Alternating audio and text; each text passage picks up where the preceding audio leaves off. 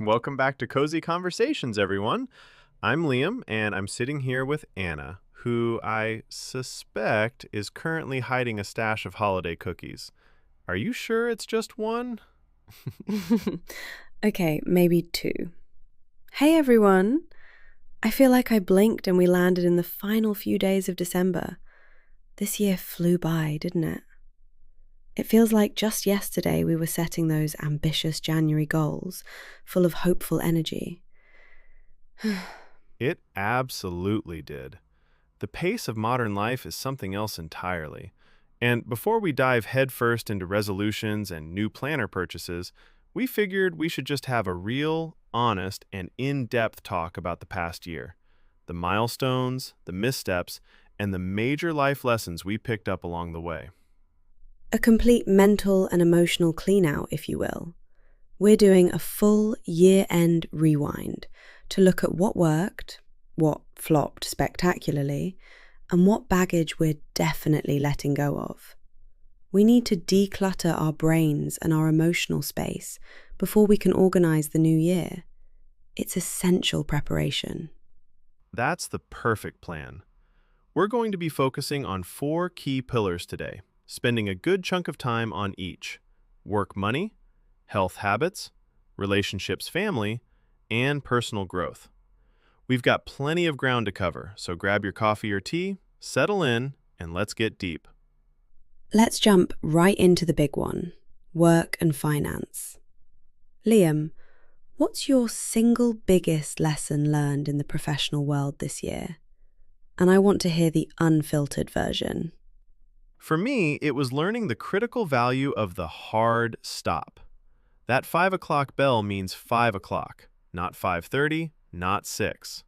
I was constantly blurring the lines between work and home, checking emails during dinner, and taking calls during personal time. Honestly, I think I was trying to prove something that didn't need proving, and I burned myself out. That's such a common trap, especially with remote work becoming the norm. I think we confuse availability with productivity. What was the specific moment that made you realise the boundary blurring had to stop? Was there an epic weekend where you worked the whole time? It was a minor thing, but symbolic. I missed the first 10 minutes of my niece's school play because I was frantically replying to an email that absolutely could have waited until morning. That was the line in the sand for me. The cost of being always available was too high, and my mental health was paying the price.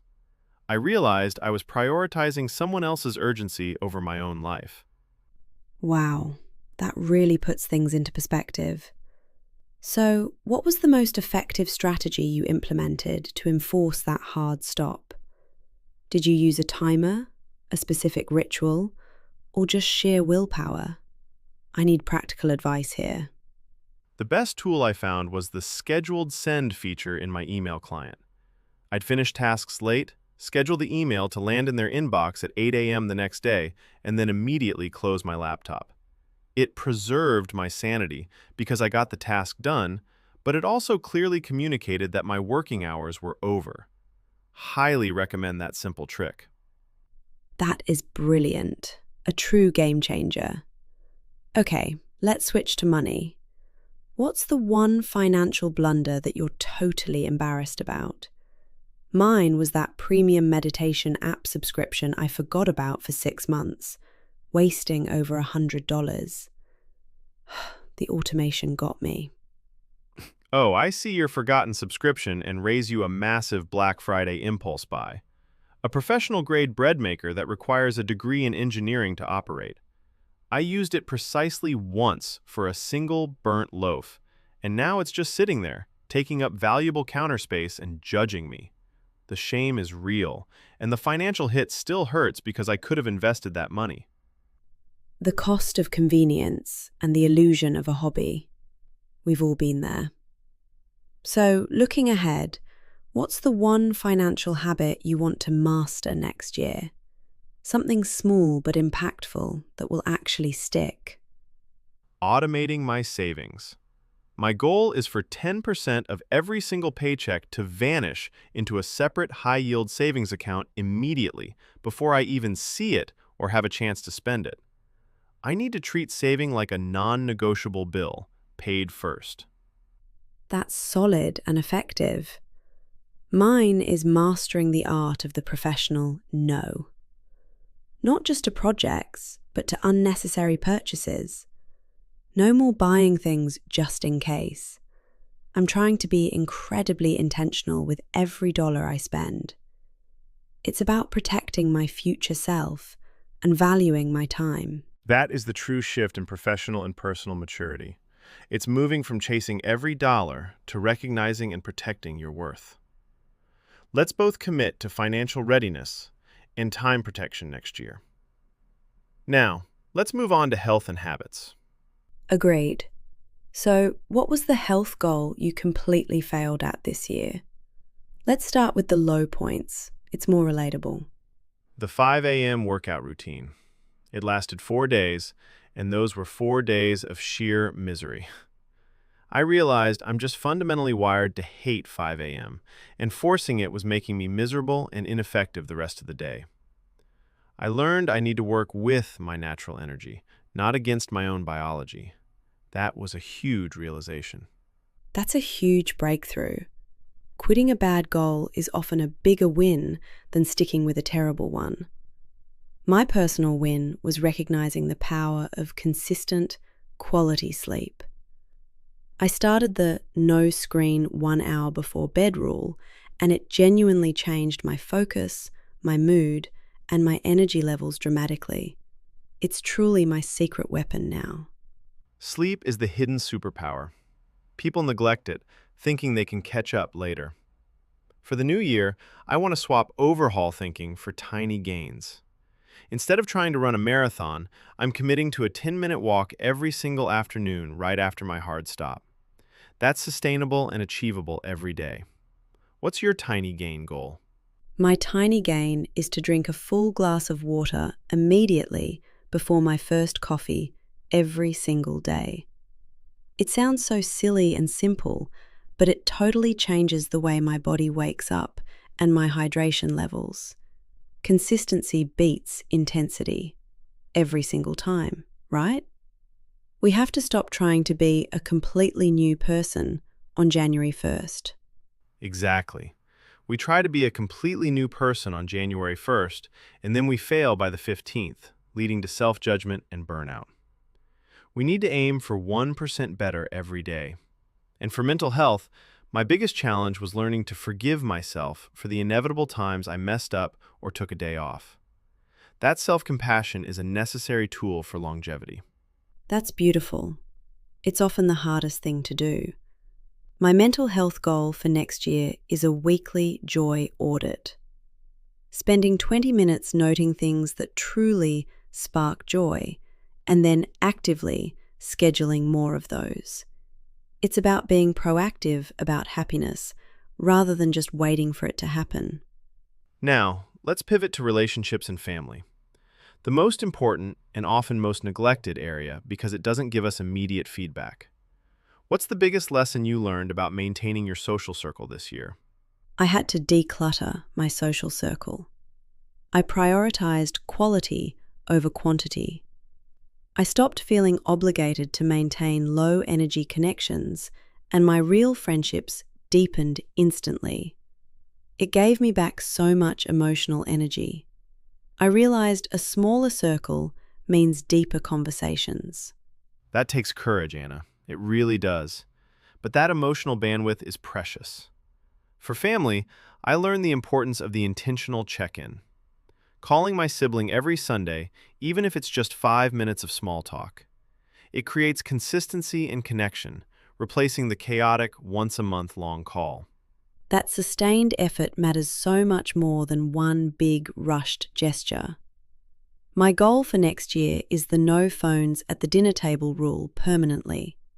It forces us to look each other in the eye and have real conversations, not just coexist while scrolling. And that goes for partners, too. I learned the power of the 30-minute undivided attention slot. No TV, no phones, just talking about our day without solving any problems, just listening. It's all about creating intentional space for the people we love. That's so important. So many relationships fail because people stop seeing each other. My biggest relationship win was setting a firm boundary with a family member who was overly critical. It was hard, but it saved the relationship from resentment. What about you? My relationship win was learning to apologize first. Not because I was necessarily 100% wrong, but because repairing the connection was more valuable than being right. Humility goes a long way. Humility is the cornerstone of connection. Let's make relationship repair a goal for the new year. Now, final pillar, personal growth. What's the single best piece of wisdom you gained that fundamentally changed the way you view the world? That happiness is a skill, not a destination. You have to practice gratitude, you have to practice boundaries, and you have to practice self-forgiveness. It's daily maintenance, not a final state you arrive at. It's a huge perspective shift. That is profound. My personal growth goal is embracing the beginner's mind. Starting a new hobby, maybe learning to knit or play the ukulele, without the pressure of being good at it, just for the pure joy of learning and being bad at something for a while. That's wonderful. Speaking of hobbies and learning, I finally fixed the leaky faucet in my kitchen, all by myself. I watched a YouTube video and did it. I felt like a superhero for a full 24 hours. That counts as personal growth. That is a major win. Adulting success. My biggest fail in personal growth was trying to read 52 books in 52 weeks. I burned out by May. I realized I should focus on comprehension and enjoyment, not the number on the list. Oh, the arbitrary goals. We are all victims of them. My goal for personal growth is simple. Read one deep dive nonfiction book per quarter. 4 books, read well, digested, and applied. That's real growth. I love that. Okay, before we close out, give me your biggest random win. Something totally unexpected that just made your week. I got a free coffee this morning because the person ahead of me paid for it. It was a tiny act of kindness, but it made me smile for an hour. That's the best. My biggest fail was that time I wore 2 different socks to a professional meeting and didn't realize until halfway through. The horror. Oh my God. The little failures are what make life real, though. They teach us humility and remind us not to take ourselves too seriously. They do. So, let's wrap up with one word that describes our intention for the coming year. Mine is play. To be light, curious, and joyful. Mine is presence. Less rushing, more being here now. I love that. Play meets presence. Thank you so much for walking through this mental and emotional marathon with me, Liam. It was truly insightful. It was a pleasure, Anna. We hope this gave all of you listeners the space to reflect, reset, and step into the new year with hope and purpose. Until next time. Happy New Year, everyone, and we'll catch you next time on Cozy Conversations. Bye for now.